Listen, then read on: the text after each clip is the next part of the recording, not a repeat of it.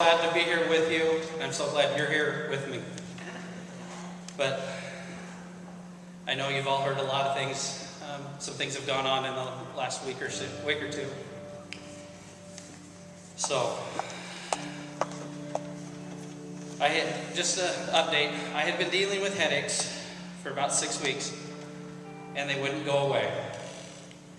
So Monday the 15th, I finally decided to go see a doctor, thinking it was stress.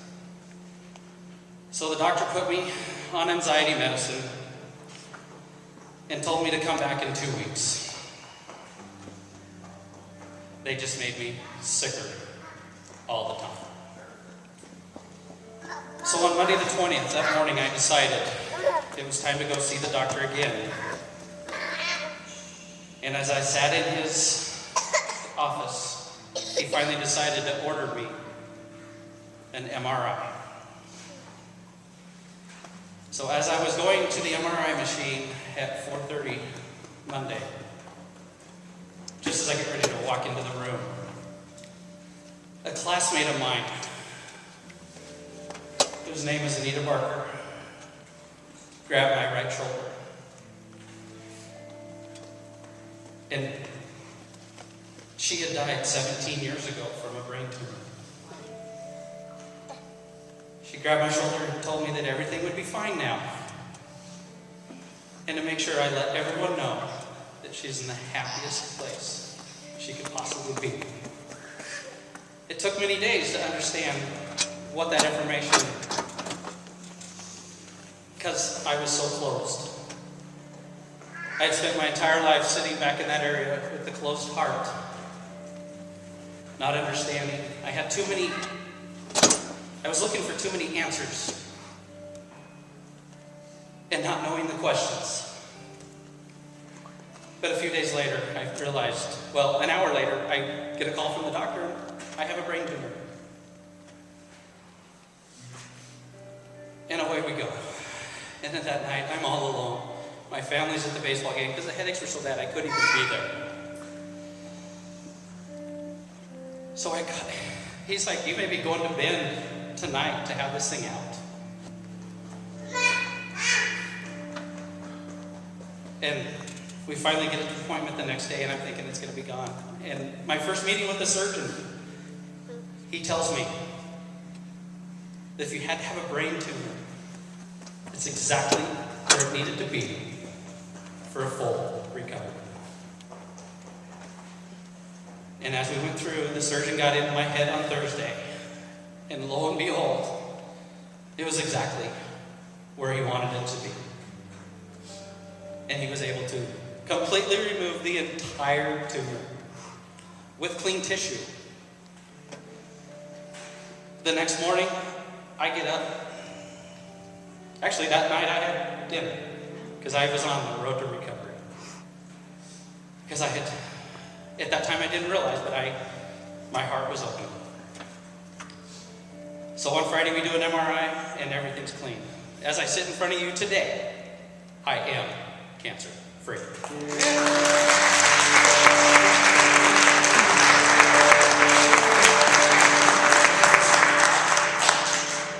And so as I go through my recovery, they actually almost let me go on Friday. And I said, no, we need to stay one more day. And the third surgery was on Thursday. And then Monday, as the family, we were taking a drive out to the golf course. My heart completely opened and said, it is time to be baptized. And so as soon as I could, I got a hold of Mike. Because if it wasn't for Mike, I would never have been in this church. He's been a great friend of mine. So we talked. He comes over to my house on Wednesday. And we decide that we're going to get baptized. He texts me that night, June 6th. And in the middle of the night, our Lord came to me and said, you must cancel. Not a good day. And so, at 4 o'clock in the morning, he makes me get up to text Mike and to cancel. And I decide that it's not a good day, because I wouldn't want to get a text message at 4 o'clock in the morning. And so I wait till 7. And that's where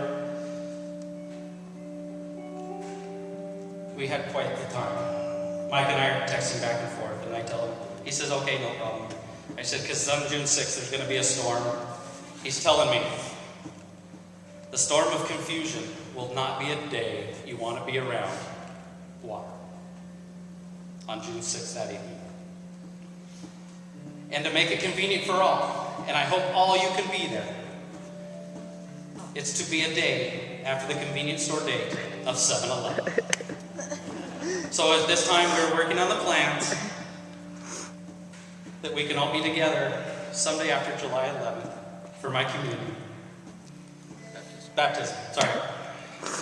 Got lost for a second. And as I was talking with Mike, we discussed this. I'm watching Sports Center, and it's so much easier to read the text because I have to say this and I need to put it in writing. But I'll try to go through it. I'm sitting there watching Sports Center, and God sits down with me. And at that point, my right eye was still mostly swollen. And he worked and worked with my help and took all the pain away that I could possibly have. And actually, Wednesday was the last day that I had painkillers. And I have not even thought of having one since. And as he finished, he said, that's all I can do for now. But as he stood up, I said, I just have one question. Why couldn't you have just wrote me a note? And for you that know me, he said, you're too stubborn. You wouldn't have read it or understood it. And this is the way I had to open your heart. So we had a little chuckle. And away he went. But he's with me completely.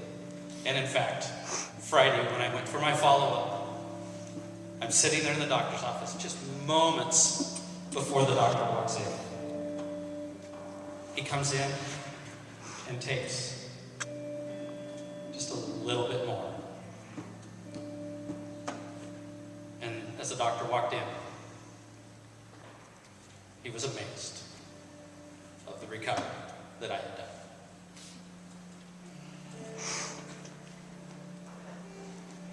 And so here we are. I mean, there's still a road, but I know that he's taking care of me. And the path that travels will be so much easier to this day.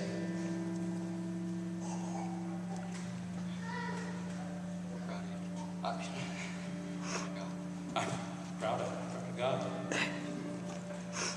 So, and just a little thing that happened this morning. I'm sitting with my daughter, well, the family, we're talking just a little bit about opening our heart. And my wife was concerned that my daughter, 7 years old, would take it the wrong way. And so her and I talked a little bit. And all the way back 7 years ago, when my daughter was born, if she would have been born in the delivery room, the doctor told me later that one of them would have died. But we were able to go have a C-section. And lo and behold, at 3:30 in the morning, when I'm sitting in the delivery room, they bring my daughter in. And all I was concerned about was it was 3:30 in the morning, and I was exhausted. Why are you giving my daughter for my very first time? And as we were talking about it, she goes, I was sick. I was sick when I was born, and that was what I thought. And this morning, thumped me in the back of the head and said, "There was one of those you didn't listen, you stubborn old man." So all I can say, people, is open your heart and listen. And not always be the one outspoken. Because sometimes you need to just sit back and listen. He's an amazing person. And I'm so glad that he did this for me. Because he told me Tuesday that I was going to be sitting right here. And my wife said, "No way. There's no way that I could be here by Tuesday." Right, Sunday. We're proud of you for obeying. Yeah. And this is a vulnerable thing. I mean, who knows, maybe this is the beginning of something even greater, where maybe you'll be doing this a little more often, but it's not easy, but you're up here telling the story. And that is one thing that he did tell me, that it is time for me to spread his message. And one of my biggest fears in high school would have been standing in front of a class, having to give that speech. But now I know why I am here in this world.